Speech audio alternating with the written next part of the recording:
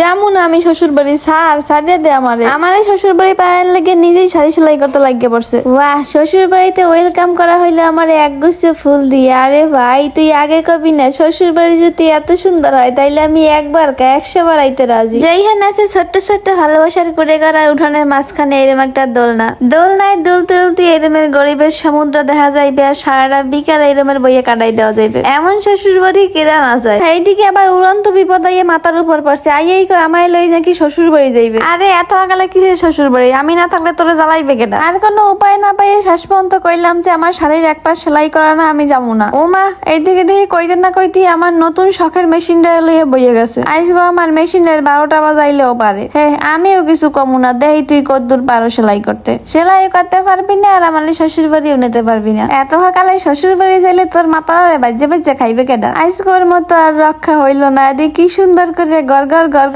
করে সেলাই করে আলাইছে। ভুললেই তো গেছিলাম, দেখতে হইবে না ভাই ঢাকার আমি এত কিছু পারি, ও কি মোটেও পারবে না? শেষ পর্যন্ত আর রক্ষা করতে পারলাম না। যতই বাহানা দিলাম অবশেষে আমার যাইতেই হইবে। যাক গো, যাইলেই তো আর রেখে দিতে পারবে না। যাইয়ে তো দেখি শাড়ি খান পরে চমলাক্য ভাবে একটু সাজুগুজু করে হেলিকপ্টারে করে উঠতে উঠতে চলে যাইতেছি শ্বশুর বাড়ির উদ্দেশ্যে। পুরো ঝাঁকা সেই এখন গেট আপ নিয়ে ধীরে ধীরে স্লো মোশনে আমি শ্বশুর বাড়ির মধ্যে এন্ট্রি নিলাম। বাই দ্য ওয়ে, আমার এই বিউটিফুল শাড়ি খান কিন্তু নিছিলাম হুমায়রা ফ্যাশন হাউস দিয়া। চাইলে আপনারাও নিতে পারেন, নিয়ে শ্বশুর বাড়ি আপনারাও যাইতে পারেন। চাইলে আমাগো এই শ্বশুর বাড়িও আইতে পারেন, আর না চাইলে আপনার নিজের শ্বশুর বাড়িও যাইতে পারেন। আমি যে শ্বশুর বাড়িতে আইছি এটা হইলো গিয়ে আমাগো বরিশালের মানুষের সর্বজনীন শ্বশুর বাড়ি। যেইখানে আপনি বিয়ে করলেও আপনার শ্বশুর বাড়ি, আর যে বিয়ে না করছে তারও শ্বশুর বাড়ি। দুঃখের বিষয় একটাই, শ্বশুর বাড়ি আছে, খাওন আছে, কিন্তু এই জায়গায় আপনার লেগে বউ নাই। আর বউ নিয়ে যদি এই শ্বশুর বাড়ি যাইতে চান তাইলে এইরকমের সুন্দর কয়েকখান ফুল নিয়ে আপনার প্রিয় মানুষের প্রপোজ করে দেন, বিবাহ করে ফেলান। যেহেতু এইখানে আমার জামাই নাই, সেহেতু আমার বান্ধবী আমার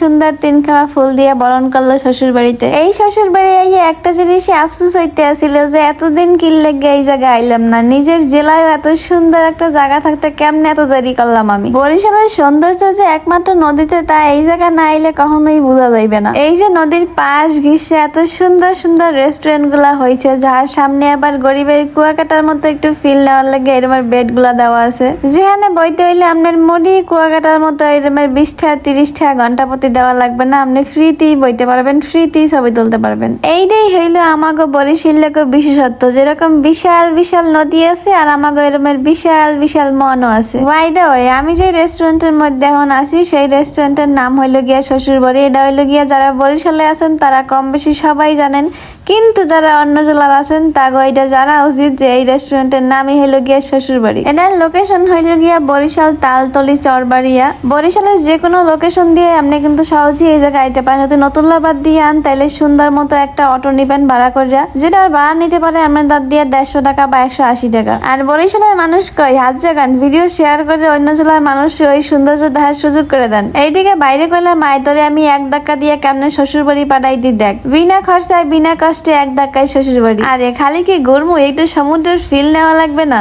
120 টাকা দিয়ে একটা কোল্ড কফি নিলাম, আর কোল্ড কফির দামটারে উঠানের লাগে সুন্দর মতো প্রথমে খাইছি সমুদ্রের পাড়ে বইয়ে, তারপর চলে যাচ্ছি শ্বশুর বাড়ি উঠানের মধ্যে। যেহেতু এইটা আপনার আপন শ্বশুর বাড়ি না, এই লাগে এই জায়গায় আপনারা কিছুই খাওয়াইবে না। আসলে এই জায়গার যে সৌন্দর্য সেটা আপনি চোখে না দেখলে কখনোই ফিল করতে পারবেন না। আমি এই মোবাইলের ছোট ছোট ক্লিপ নিয়ে সেগুলো আপনাকে বুঝাইতেও পারবো না। এটার যদি সত্যিকারের ফিল নিতে চান তাইলে একদম সশরীরে সুন্দর মতো চলে যাইতে পারেন। বাই দ্য ওয়ে, তালতলিতে কিন্তু এইটাই একমাত্র রেস্টুরেন্ট না, আরো অনেক সুন্দর সুন্দর অনেকগুলো রেস্টুরেন্ট আছে যেগুলো হইলো গিয়ে নদীর পাশ ঘিসে তৈরি হয়েছে। এখন আমরা ধীরে সুস্থে এইখান দিয়ে হাঁটতে হাঁটতে সামনের দিকে যাবো আর সেইগুলো এনজয় করবো। কতদূর আইতে দেই এরমের চড়াবাজি দেখেই তো মনে আর সামলাইতে পারি নাই, কিন্তু লাভ দিয়ে উঠে পড়ে তো অবস্থা পুরাই খারাপ। জীবনের মনে একেবারে ওটার স্বাদ মিটে গেছে আমার। তাহার দিয়ে কয়েকখান গেডিগুল্লা খাইয়ে আবার হারা শুরু করে দিছি। এইখানে আরো সব থেকে বড় বিশেষত্ব হইলো আপনি চাইলে ফ্রিতে ওই জায়গা ঘুরে টুরে ছবি তুলে যাইতে পারবেন। আপনি না খাইলেও আপনারা কেউ কিছু কইবে না। এক একটা রেস্টুরেন্টের এক একটা সৌন্দর্য নিয়ে বানাই না। এইখানে তো চাইলে প্রত্যেকটার মধ্যে ঢুকে ঢুকে একটু করে ছবি তুলে যাইতে পারেন আমাকে মতো।